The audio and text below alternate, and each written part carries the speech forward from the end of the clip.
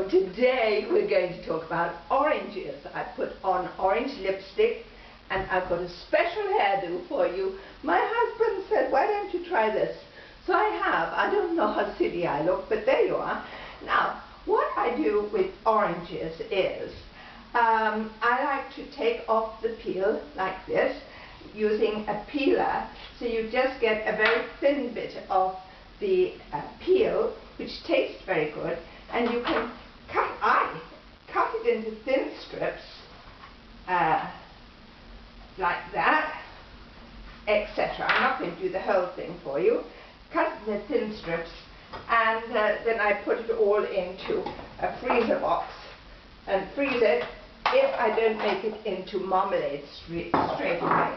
Then another thing that I do, because when I peel the orange, look at that, you get a great long strip quite often, and I stick it into a gin bottle full of gin, and it puts on a lovely flavour, or you can put it into rum or brandy, quite nice.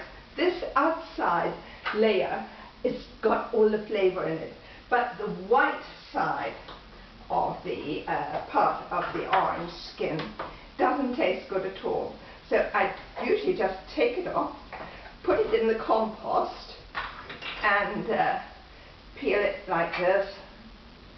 I'm not going to peel the whole thing for you in front of your eyes and waste your time, but that's what I do. I peel it all the way around until I've got a nice whole orange like that peeled, which I then cut into pieces, and I've got it cut into slices there.